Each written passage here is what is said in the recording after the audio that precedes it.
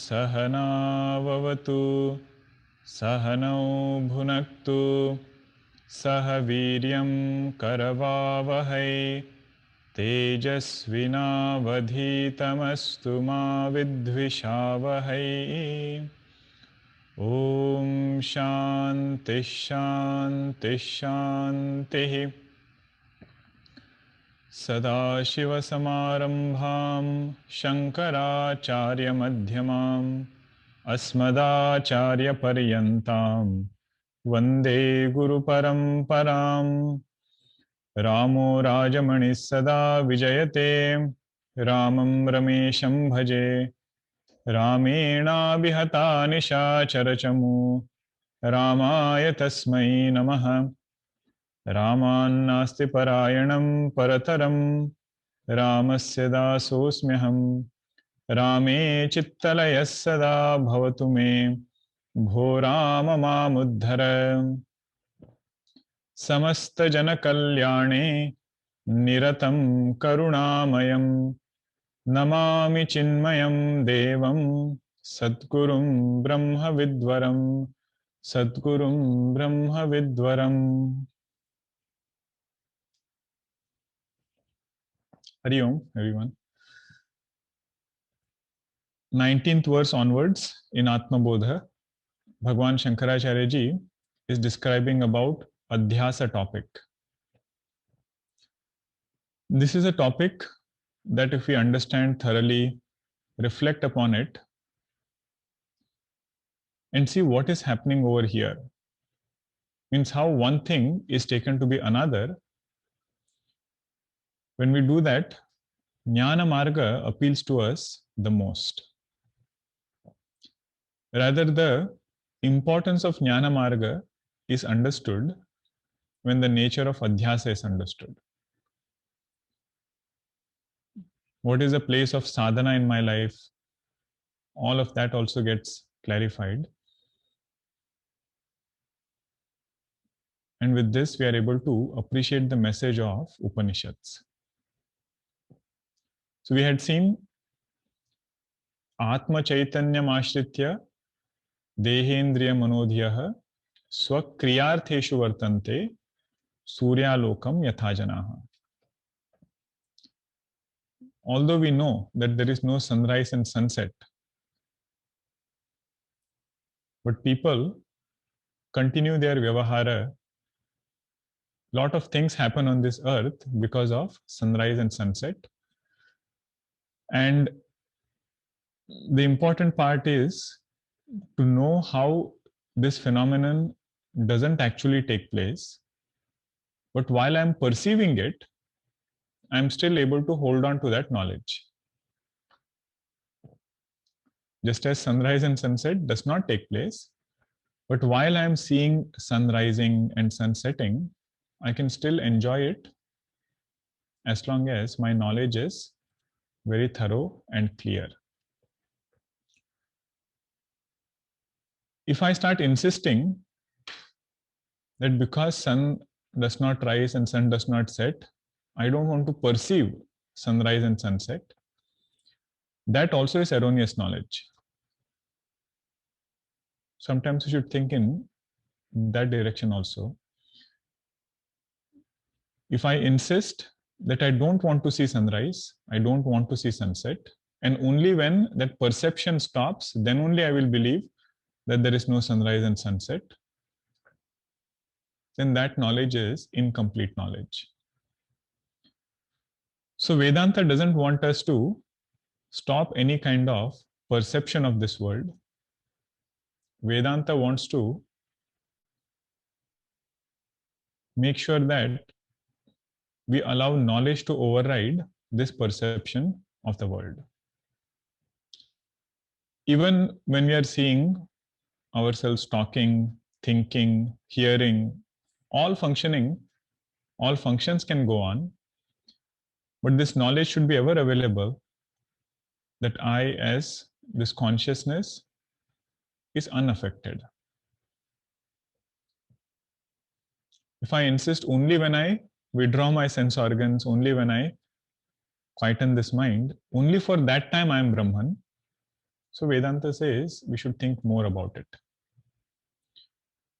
This is where comes the role of upadhi. Right? Upadhi means what? Conditioning. So with earth conditioning, sun will always appear as rising and setting. We can't help it. So in the same way, with conditioning of these three bodies, world will always be perceived. But what we should understand is this body is also part of the world. Mind is also part of the world. So they can perceive each other. I myself am, as consciousness, am separate from all of that. Okay, this is an important aspect of Advaita Vedanta. Otherwise, as sadhakas, sometimes we will struggle for a long time trying to insist upon non-perception of certain things. Okay, so Vedanta doesn't want us to go to some unique state or a unique experience which doesn't have any perception, where everything is quiet. That is helpful. That state is helpful, but it is not moksha by itself. Moksha in Vedanta is clear knowledge.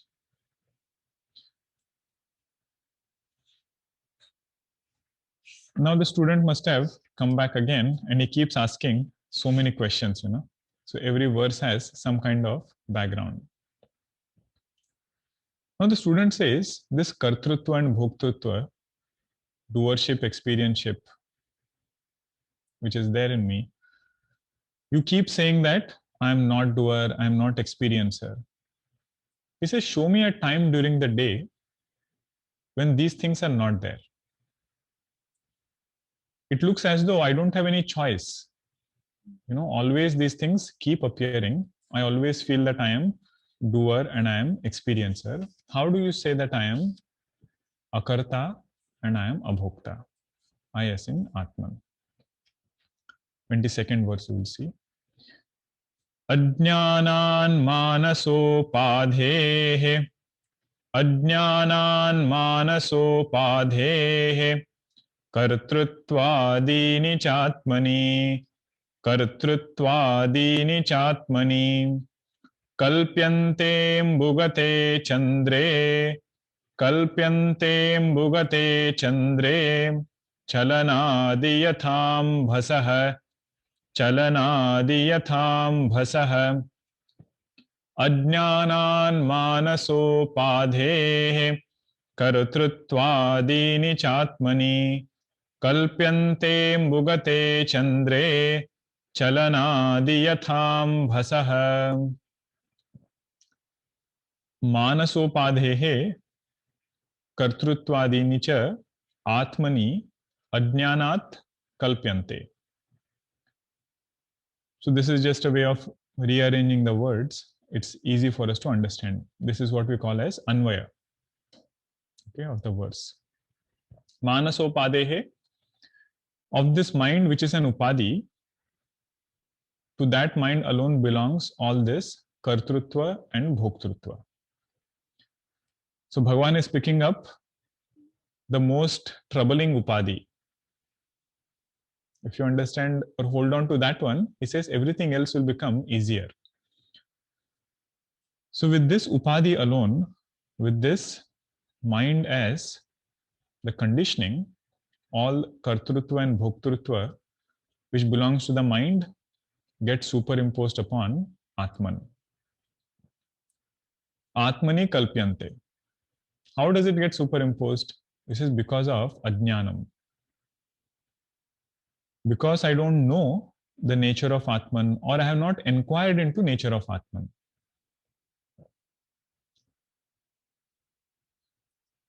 In Panchadashi, Vidyaranyana Swamiji says, Avichara kruto bandha. Avichara means what? This ignorance was there, and in spite of Shastra telling us that we should inquire in that direction, I never put forth effort. I was very happy wherever I was. So with that ajnanam, all these things are getting superimposed on Atman. Can you give an example?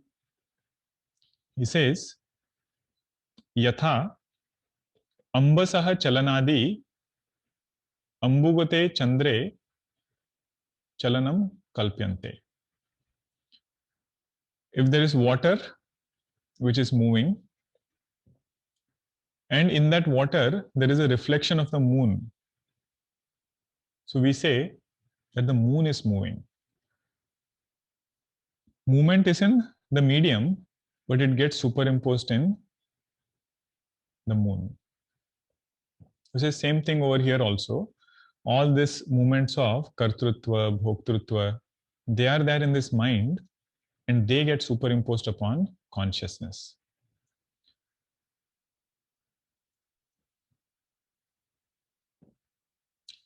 When we say superimposed and all, as we saw last time, it looks like a very technical way. But day in and day out, we see it in ourselves. That example from Bhagavad Gita, we should remember. What is the example of kartrutva? Somebody taking away credit. Bhoktrutva, I expect something and then I don't get that thing. The sorrow that comes from that is called as bhoktrutva. Those are the bothering, forms of bhoktrutva. One bhoktrutva is you just see the world, you are experiencing things from the world outside. Actually, that is not a bondage for us. You are just seeing what all things are there. Karma or kartrutva also, things that we do in our as part of dharma, those things continue and they never bother us. But unless this fundamental ignorance is removed, our Upanishads say we can never be eternally happy. Atyantika dukkha nivritti will not happen unless this finitude is taken away. Finitude means kartrutva and bhoktrutva. And in many places, Bhagwan Shankaracharya ji, he will describe samsara. We should think about ourselves. If I ask you a question, what is samsara? What will be your answer? I say samsara is this, whatever I have around me. It could be one person. You might say, this is my samsara. People say these statements, You don't know what is the life of a samsari and so on. Bhagwan Shankaracharya ji says, samsara is kartrutva and bhoktrutva. Thinking myself to be this finite doer and experiencer, he says that is samsara. It's only a matter of time that those bigger waves will come. Smaller waves are okay, here and there, we don't feel as much bothering. But if we nurture it for too long, any kind of ignorance, the destination is not very good. Any kind. What to talk about? Ignorance about the absolute truth. He says, this manasa upadhi, this mind which is an upadhi, all kartrutva, bhoktrutva belongs to that.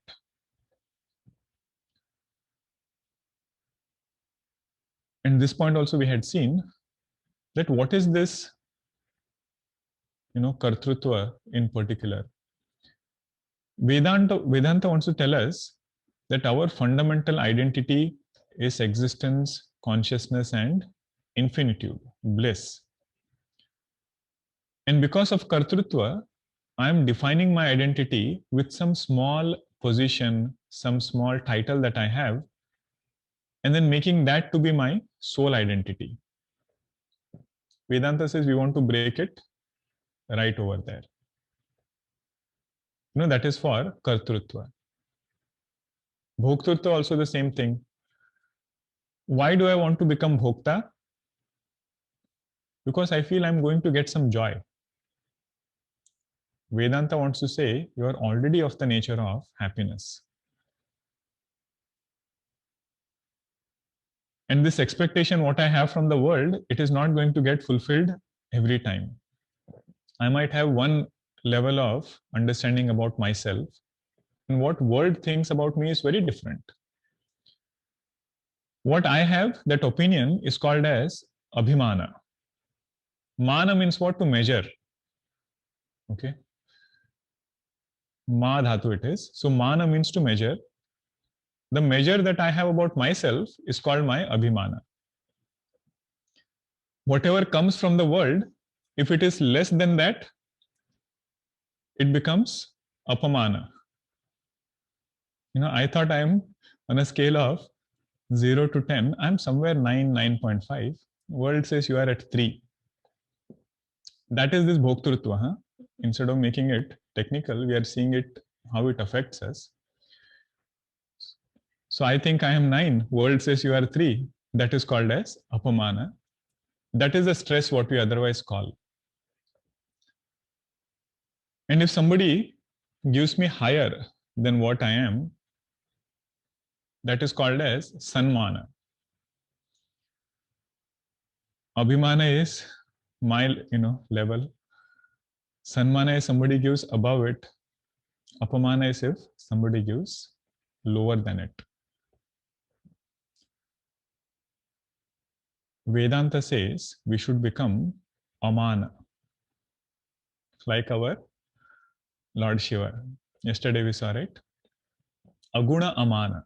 That is our true nature. Identified with some upadhi, we have set some kind of definition for ourselves, and we move around in our vyavahara with that soul identity. And vyavahara will demand something that we cannot transact with. For transactional purposes, we might need certain things, but what is our understanding about ourselves? That is where this thing becomes more important. So Vedanta says, become amana, you are that Shuddha Chaitanya, and all this kartutva, bhoktutva, which is there, it is only an appearance in us.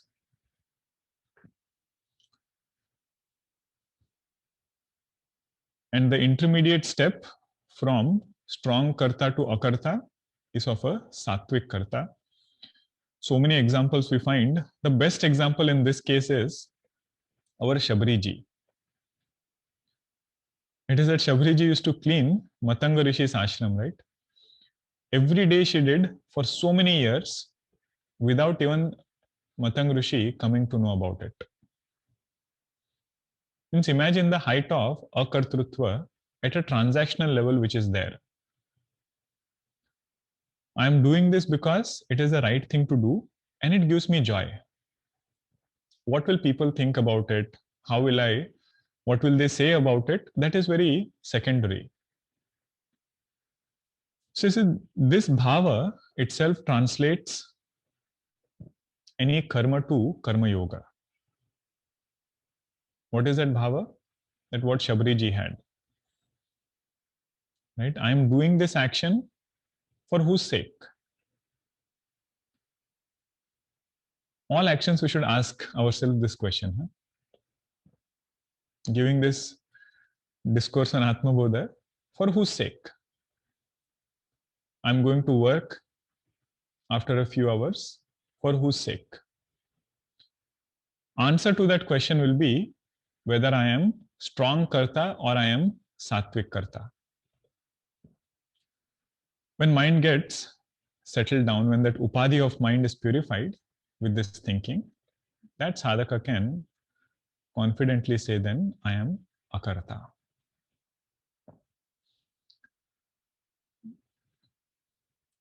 So now there is one technical point, but before we go there, there is a story that you must have heard about this example, Kalpyante ambugate chandre chalanadi athambhasaha. Is a story of the man who tried to save the moon. One person in a village, he goes to a well, and then he sees inside, he sees that moon, reflection of the moon, but he thinks that moon has fallen in that well. So he says, I should save this moon now. It has fallen in the well. So he brings a rope and everything, puts it in the well, and he puts a hook, to that.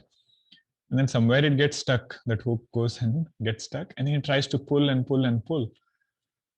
He gets tired, but one shot he pulls, he goes and falls behind. And then again he comes, and he's, on that, he's lying on his back and looking up. He says, oh, all my efforts are successful now. He says, even if I had to work so hard, even if I had to fall there, at least the moon got saved. Because he sees the moon up there, he says the moon has gotten saved. He says sometimes our Vedanta sadhana also becomes like that. Whenever mind is agitated, we think, I am agitated. And then we do so many things, just like that person was trying to bring out that moon from inside. And then finally, when mind becomes quiet, we start feeling, I have become quiet. So there Vedanta says, our nature is quietude. And to quieten the mind, it is with our sadhana that will help us there. And this knowledge will be the final seal. Okay, so in both cases, if I'm able to remember, I am not the mind, this is nothing like it. That is the final culmination of this knowledge. There was one Mahatma Ji to whom one student came and said, my mind is bothering, my mind is bothering. That Mahatma Ji said, if your mind is bothering, right, try to keep it in the same state for 6 months. Try to keep it in that same bothering state for 6 months, and then you come to me.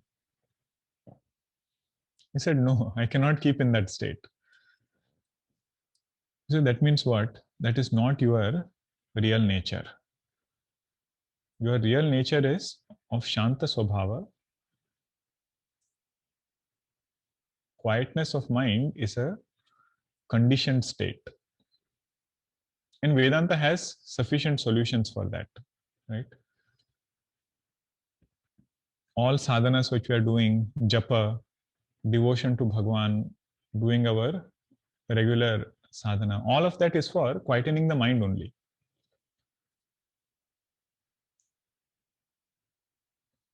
And another thing also we should note, that only by knowing that I am Atman, mind doesn't get purified. Knowledge is like that switch, it just turns on the light. It will tell if the room is clean or if it is dirty. It will not clean the room for us. Cleaning the room is part of Karma Yoga and devotion to Bhagwan, and they are the best antidotes. There is nothing which is greater than that.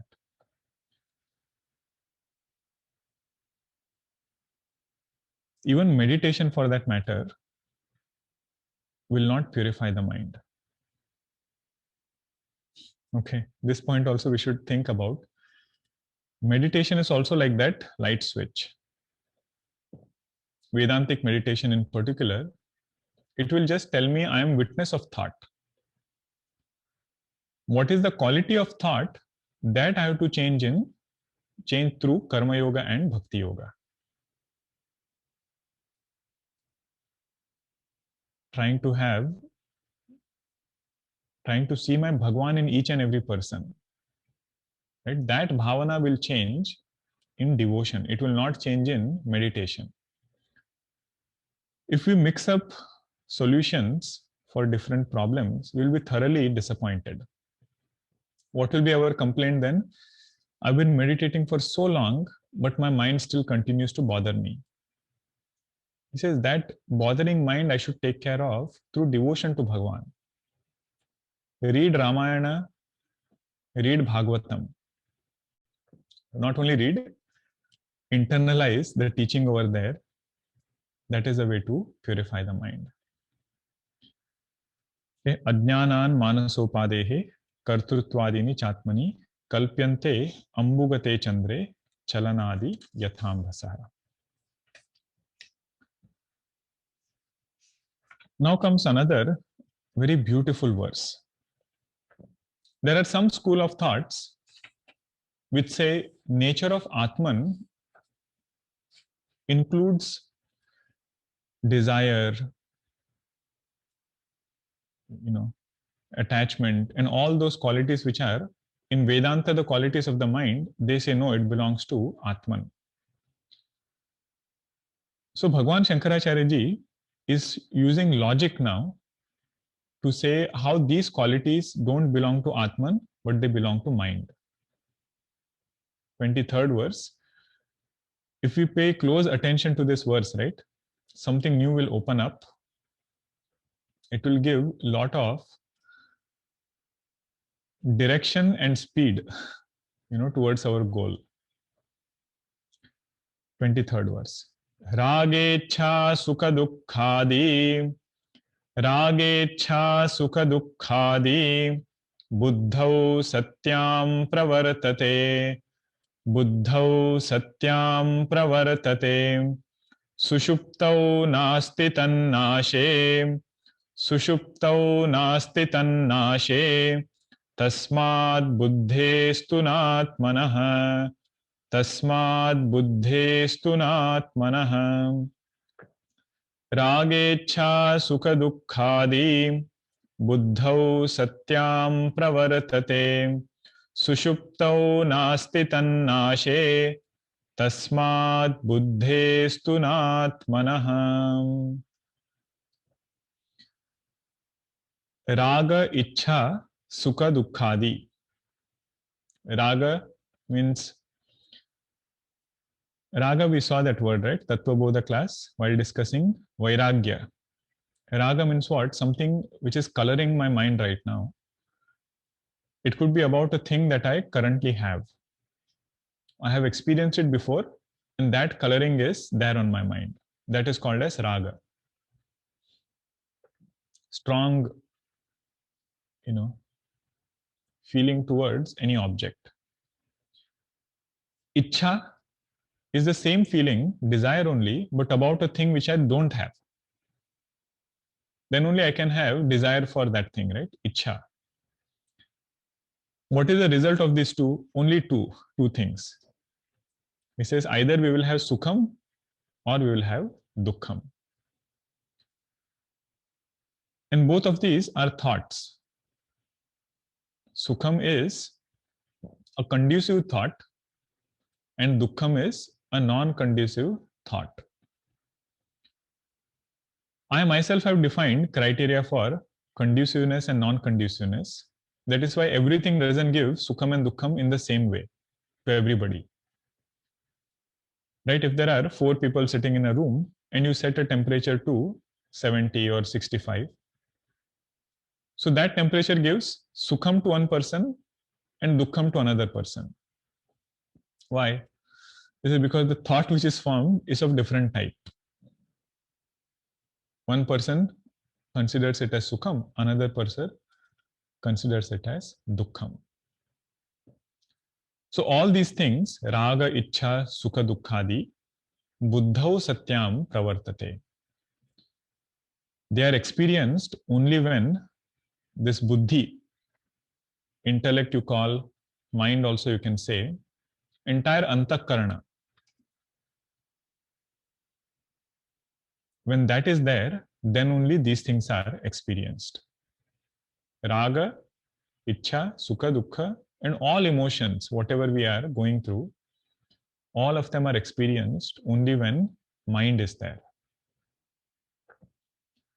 I feel mind is a very closer word for us to relate to, because at least we are familiar with this mind. So if you say when mind is, emotions are. When mind is not, none of these things are there. Raga, ichha, sukha, dukkha. But I am there. That consciousness continues. Can you give an example where this is? He says, yes, second line. Sushuptau nasti tannashe tasmad buddhestu natmanaha. Tannashe, tad buddhi nashe.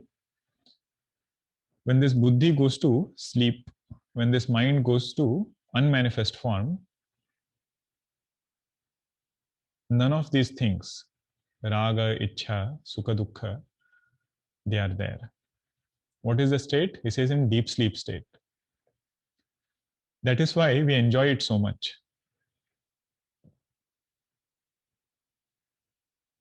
Sushupti, that avastha, we enjoy it so much because there is no raga, dvesha, ichha, sukha, dukkha. At least perception of them is not there. They are there in seed form, but perception of them is not there. But what happens is, at that time, I cannot enjoy it because experiencer also has gone away. That is the thing about deep sleep. Bhagwan has made a wonderful system. He gives us a glimpse. What is the nature of Atman? What is that absolute truth that you should seek towards? And what is the Ananda of Jivan Mukta? He says, Jivan Mukta's Ananda is wonderful. For a sadhaka, they experience this Ananda only in deep sleep. He says, Jivan Mukta can experience that same Ananda in waking state. He says, how is that? He said 2 levels. First level is they have taken care of their raga, dvesha, and all other things through their sadhanas. They have put forth a lot of effort to purify the mind. And through knowledge, they have even negated that mind. In Taittiriya Upanishad, there is Ananda Mimamsa which is done. Thinking about what is the unit of happiness. And there it is said, person who has dispassion in their heart, person who is not interested in or carried away by fascinations of things around, one who has vairagya, and one who has knowledge. He said that person can have Ananda equivalent to Brahmaji. Okay, so many, and even beyond, not only Brahmaji, Ananda even beyond that. Okay, do you want a glimpse? That glimpse Bhagwan gives in deep sleep. But unfortunately, I can only claim it after I wake up. Okay, so that is the example over here. What is the main point?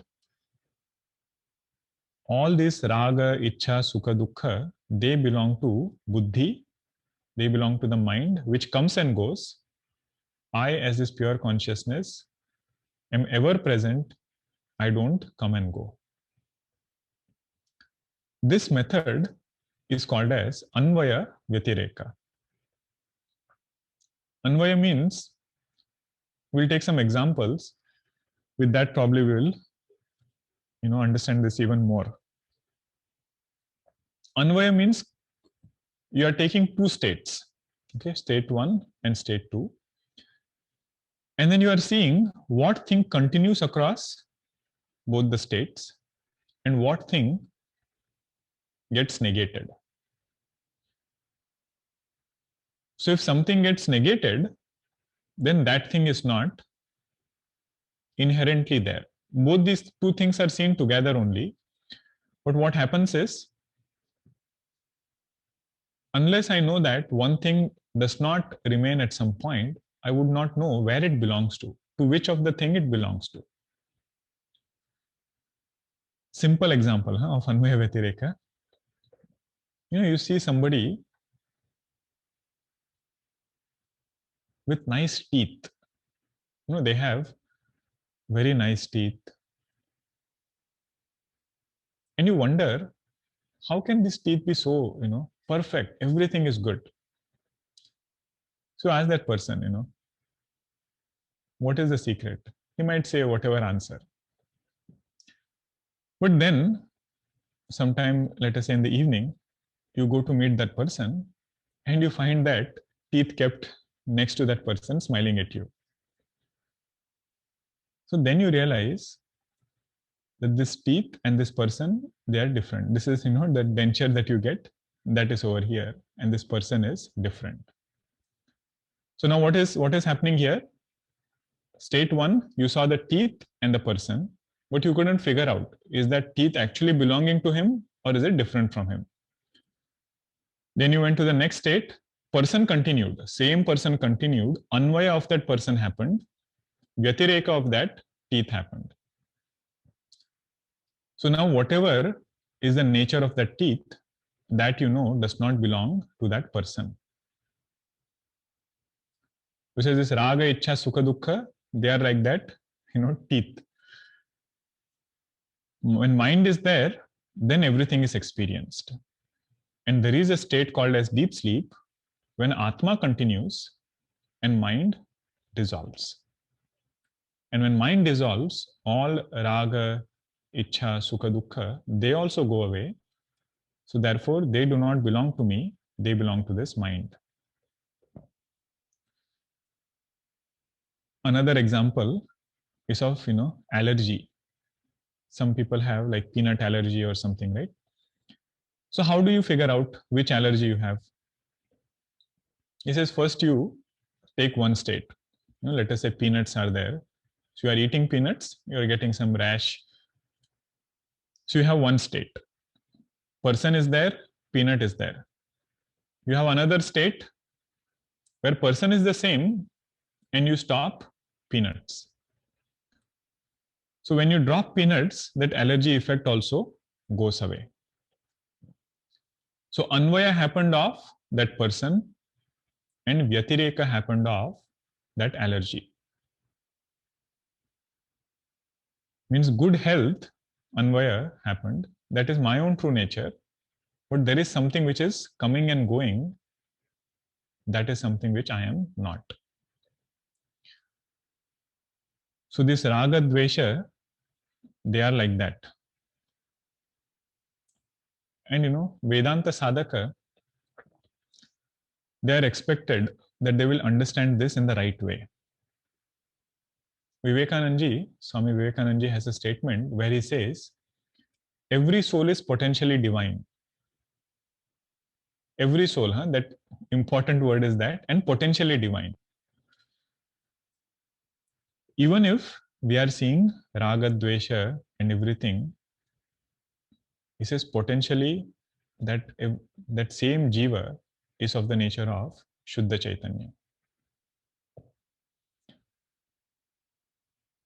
What it means is, on our spiritual path, we should never look down upon ourselves. No matter how many times we are falling, not endorsing it, that is not what is said here, but what they want to tell us is, even if after putting so much of effort, there are these things which are still seen in us, he says they are not there in you. And understand that you to be consciousness. With this strength, sadhaka does lot of sadhanas. They are not dropping any sadhanas because raga, ichha, sukha, dukkha is not there in me. Yes, I will do that. I will take care of it. But I will never look down upon myself. Because as Shuddha Chaitanya, I am ever pure. And I am on the right path because I am not justifying any of my raga dveshas. And to some extent, some raga dveshas will be there. Vedanta is also very practical. In this, I am not saying, Bhagavan Krishna says in Bhagavad Gita, he says raga dvesha will be there to certain extent in everybody. Raga dvesha in what sense? Our preferences. Right? No matter how much you study Vedanta, some preferences will be there. But what should be the level of those preferences? Bhagavan says, one is they should be non-binding. Okay, they should be non-binding. And second is, they should not interfere too much in my vyavahara. They should not make me drop my dharma. What should not make me? Raga dvesha should not make me drop my dharmic life. If that much, if we can manage, he says this knowledge will always be available to us. That is the whole point, right? Otherwise, what this Raga Dvesha do? First of all, they don't allow knowledge to take place. I might be sitting in Vedanta class, but nothing happens. And second is, this knowledge doesn't appeal to us. But when Raga Dveshas, they are taken care of, and we are putting forth effort in the right direction, you see, this Raga Dveshas will not bind us. Okay, Ragecha, Sukha Dukkhadi, Buddhau Satyam Pravartate, Sushuptau Nasti Tannashe. Logic is giving. Whenever there is a state, what is the logic here of Anvaya Vyatireka? Only when mind is perceived, then only these Raga Dveshas are perceived. So they belong to the mind, which is an Upadi, they do not belong to you.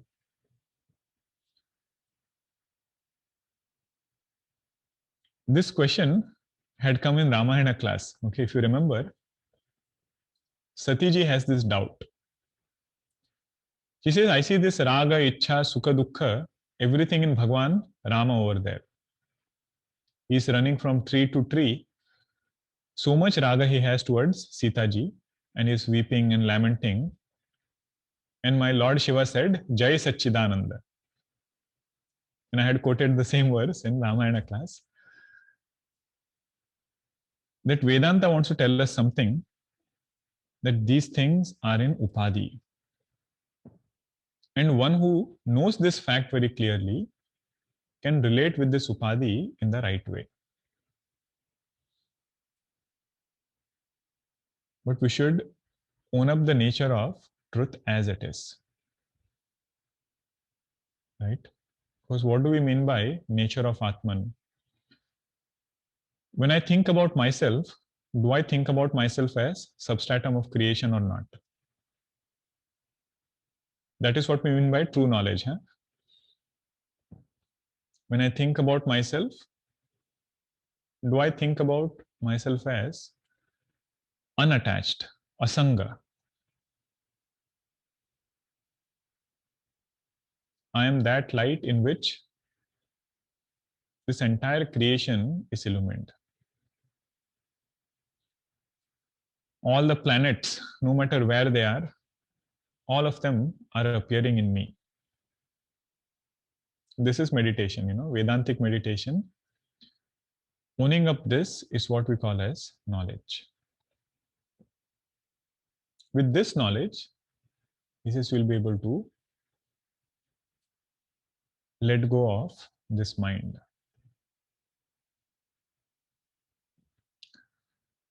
There was one Mahatma Ji, he had his own way of teaching. And he was a very experimental teacher. Generally in Gurukula, they used to study for 12 years, right? So on the 12th, towards the convocation ceremony, 12th year, when they finished everything, he told all his students, whoever thinks they are liberated now, you have studied all the Upanishads, you have studied Bhagavad Gita, Brahma Sutra I taught you. Whoever thinks that you are liberated now, you are mukta, come on this side. He showed a place, whoever is liberated right now, you can come and stand over here. Nobody came. So you studied for 12 years, Vedanta I taught you, everything is there. Still nobody is saying that you are liberated. So then he asked, why do you think you are not liberated right now? He said the first line of that verse. Because I right now see raga, I see ichha in me. I'm happy sometimes, I am sad sometimes. He says this precisely is called as viparita bhavana. Viparit bhavana means erroneous notion. Vedanta has told us that our nature is Satchidananda. What is there in the mind, that I am taking up as my nature. The teacher was not interested in calling the students and making them stand here. It was not some kind of arrogant statement, that I am liberated, now I will come and stand. Nothing like that. Main point is, what he wanted to say was, don't delay your liberation. Don't delay claiming your nature as Brahman. We are already of that nature. Do sadhanas to purify mind, bring raga dveshas down, but not letting go of what is so clearly available to us. Okay, so that is the meaning of this verse. Ragecha sukha dukkhadi buddhau satyam pravartate. Not to look down upon ourselves and not to endorse any of raga dvesha also. Okay, both we should take care of it. As consciousness, I am ever pure.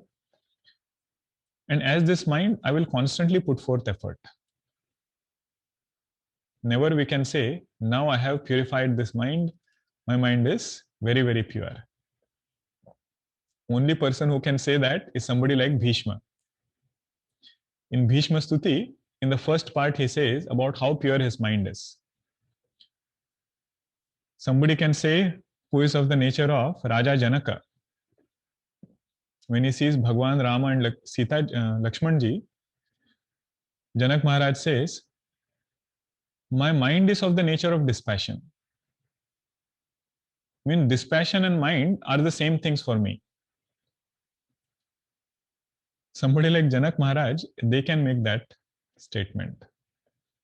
So at mind level, we should put forth a lot of effort for our sadhana. But for us as consciousness, he says that is always pure. Om Purnamadah Purnamidam Purnat Purnamudachyate Purnasya Purnamadaya Purnameva Vashishyate. Om Shanti Shanti Shanti. Hari Om Shri Gurubhyo Namaha. Hari Om.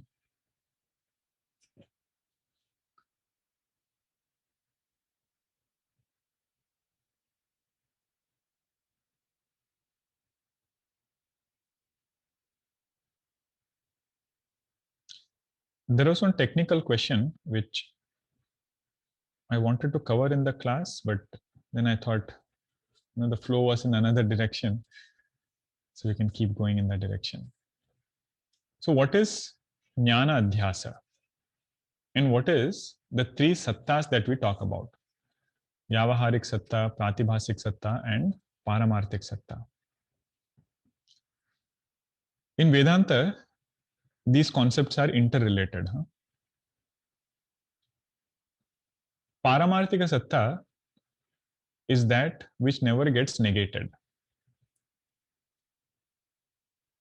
What is not negated at any point of time, that is called as Paramarthika Satta, which otherwise is known as consciousness, whose nature is what we saw in Drigdrishya Viveka as Asti Bhati Priyam.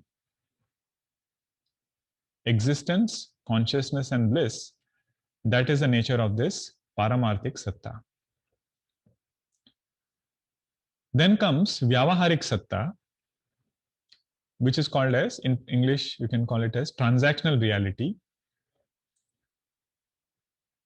Vyavaharik Satta is that which is a superimposition in Paramarthik Satta.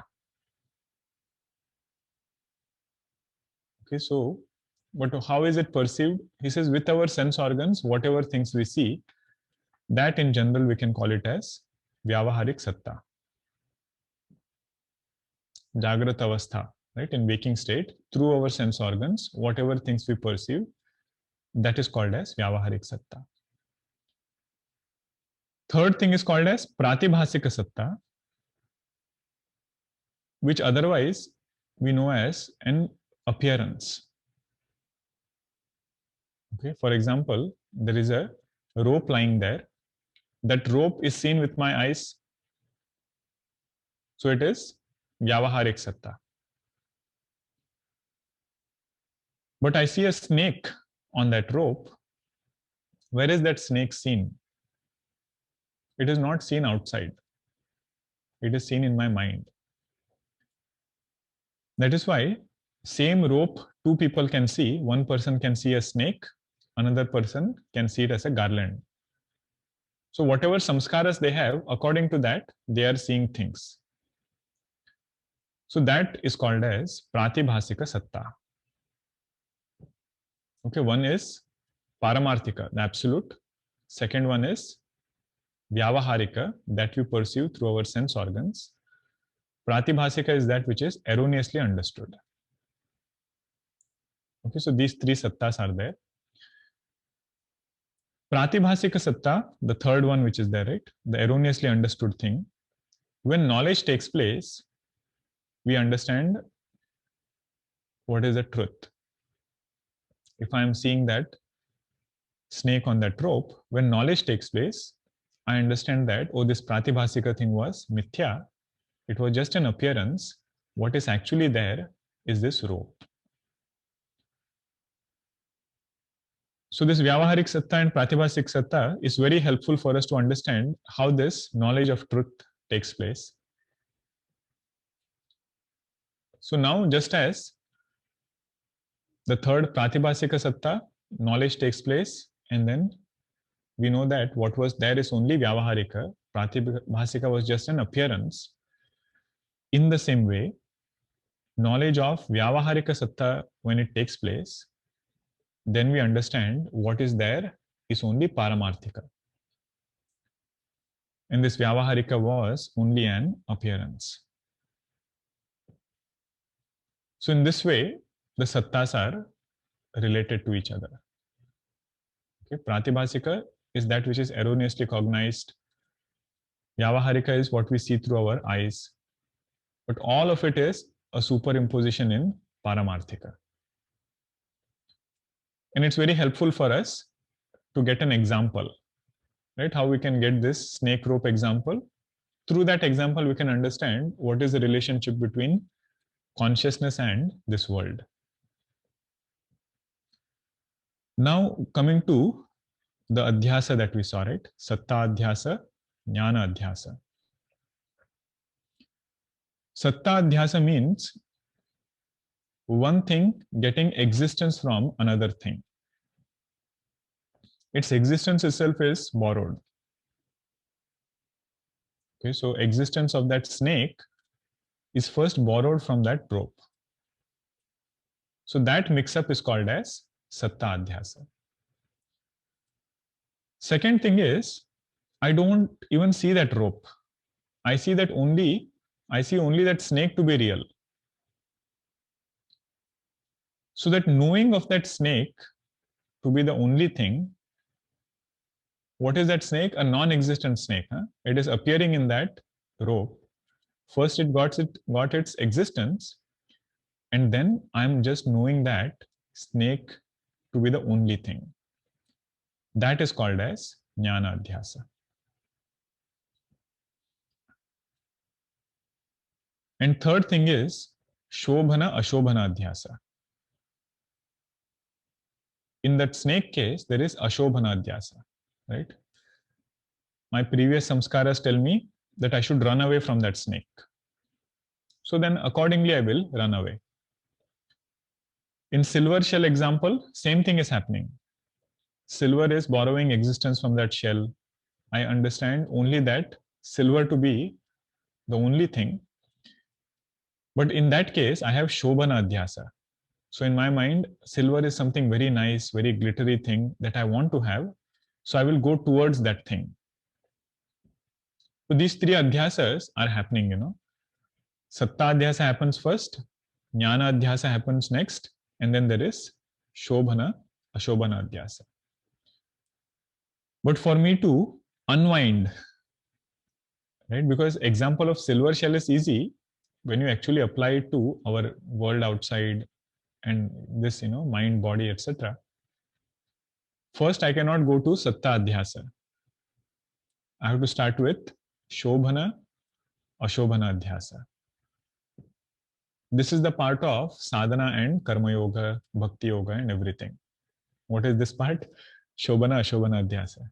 My strong preferences for world outside, for objects, things, that should go down. Then I can come closer to that jnana adhyasa and inquire into this. Inquire whether this mind is an upadhi or not. Shankaracharya ji mentioned it in one verse, ajnanat manasopadehe. What do I feel like that? Right? Just like I can take out and put these glasses, do I feel my mind is also like this upadhi, which comes, I can take and I can drop. It says that inquiry of satta adhyasa and jnana adhyasa becomes easier when my shobana and ashobana adhyasa is reduced.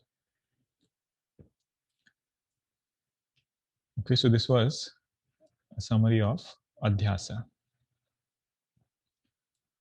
When I'm observing thoughts, I often get involved in it. Do you have any suggestions on how to do it more effectively other than practicing again and again? So you already know what answer I will give. Good. So this is a concern which all of us as sadhakas have, even in meditation. So there, if you remember when we saw our Drugdrishya Viveka, that last portion, right, meditation portion, there we had discussed this point that for meditation, if mind is too agitated, we should take a step back and see what I have to change in my vyavahara. Because as we saw today, meditation doesn't give a pure mind. Getting involved in thoughts means what? That my thoughts are racing.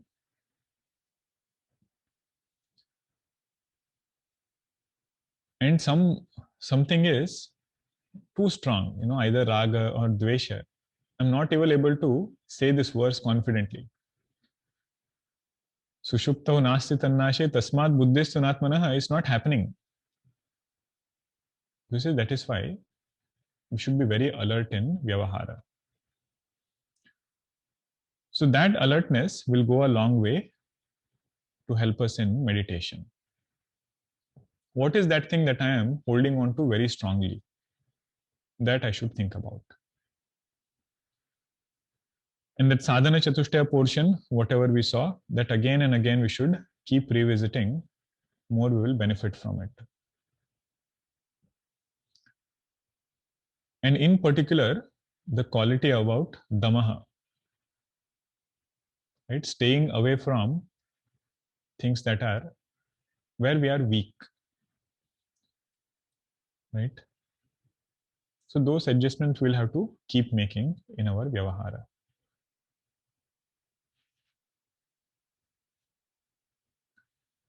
I am not the doer or experiencer seem contradictory to Atman is never involved in vyapara. Can you please clarify this misunderstanding?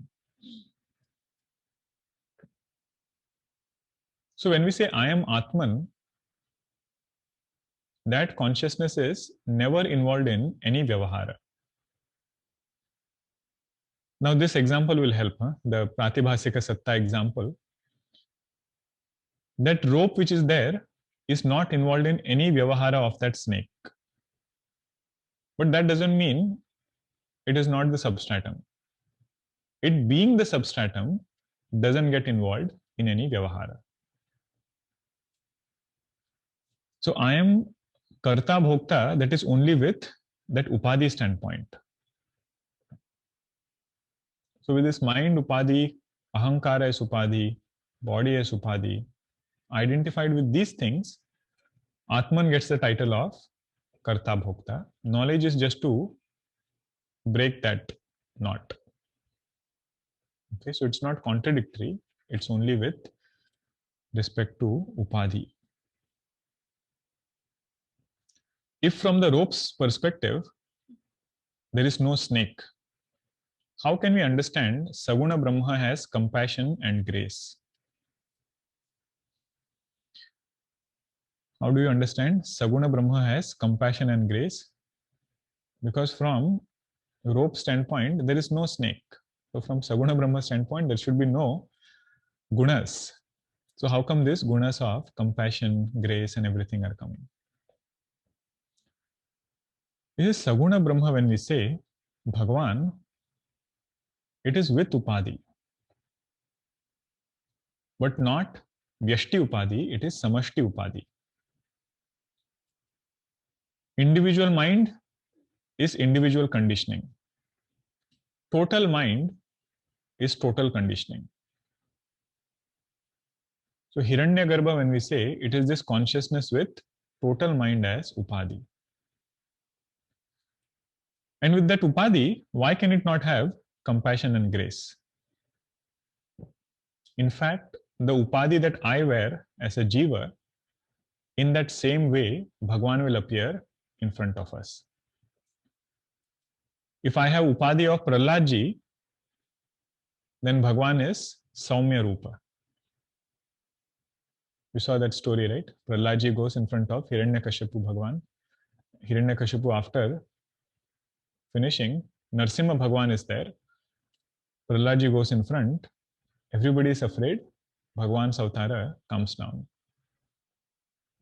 If I have Upadhi of Hiranyakashipu, then it is ferocious avatara. Means what? If I wear the Upadhi of a devotee's mind, Bhagwan will appear to me as very compassionate and with grace. But if I have Chala Kapata Chidra in my Upadhi, Bhagwan will appear to me as Karma Phaladata, one who is giving punishment all the time. So according to our Upadhi, Bhagwan takes his Upadhi. Okay, so if I want good Upadhi from Bhagwan, I should correct my Upadhi.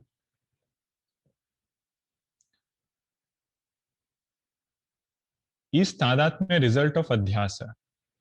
No, both of them are the same. Sometimes it is said as Tadatmya, sometimes it is said as Adhyasa.